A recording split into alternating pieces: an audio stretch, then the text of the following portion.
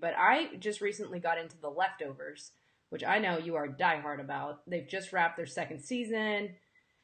Fandom pushed hard, fandom prevailed. HBO grants a third and final season, which gives Damon Lindelof his magical, his rights and his freedom to do his magical work and finish it out the way he wants to. But so the whole premise for those that have been, I guess, living under an HBO rock, and that's fine, is that it details what happened, at least in season one, because I'm still catching up, on this day in October 2014, where in this mysterious episode event, all 2% of the world's population just vanishes, disappears, and so it focuses in on this one town in New York, where like 100 and something people left, and it just focuses on the leftovers. So it doesn't focus on the people who departed, it focuses on those that were left behind and how they're living their lives. And Justin Theroux, Mr. Jennifer Aniston, is super easy on the eyes. He's a fantastic actor. He's just one of many. That season wraps up. Then they move the whole premise, same premise. They move it to a town in Texas and continue on with the magic, which you've told me gets even better. So I am going to spend the break binging the heck out of season 2 excitedly.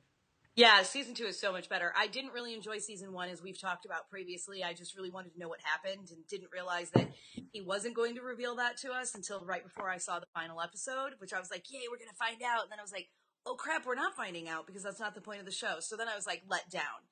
But then season 2 came along and I liked the premise, and they don't really move the show necessarily. It's that the characters that they end up focusing on the most, which Justin Theroux is one of them.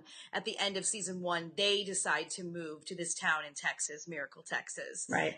Garden, and the park is called Miracle, where no one has departed from. 0 departures. So this is supposed to be like the promised land, like people buy water from there. There's like, you have to like apply to get in and wear a bracelet at all times, and they lock people into the city.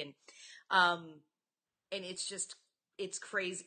It's crazier, but at the same point, more believable to me. I can understand that. Because I've come to grips with the departure and know that that's not what it's about.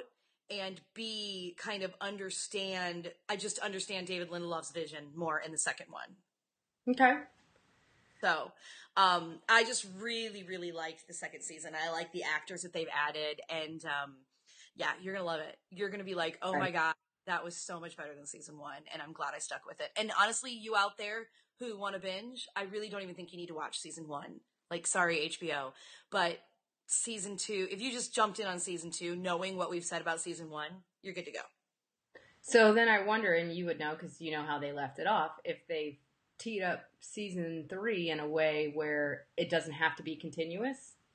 It does not have to be continuous. I mean, you assume it's going to be the same characters, but he did wrap up season 2, which I was so grateful for, because I was so afraid that it was like going to leave something out there and then again a letdown. But no, right. It was excellent. Awesome. I dig it. Well, that is what I'm going to do. There's 10 more episodes in season 2. Mm-hmm. And yep. That's HBO, which now you can purchase the online version of HBO, which is much easier than those giant cable packages that you have to add. So I recommend it. I actually think HBO Go is one of the greatest things next to Netflix, because they do have so many series and all the backlogs are there. And, there's a lot of other series, that we haven't mentioned. If you've never watched, I'm sure you've all seen Sex and the City, but if you never watched The Sopranos, all of The Sopranos are there. All of the Entourage are there. There's another show, a comedy that I binged last year called Ballers, that's coming out with a season 2. Great show. And I'm forgetting many, many HBO shows, but Sopranos, Oz, yeah, like all of that is on there. Classic vintage stuff. Oh, Game of Thrones, obviously. Game of Thrones, yeah. I'm like, wait, there's one we're missing that's bigger. What is it? New show starting in January, which I'm psyched about, called The Vinyl, that's coming on HBO. So I think that's another reason to get it. But really, Game of Thrones coming back in March is reason enough to get HBO now. Next to The Leftovers, of course.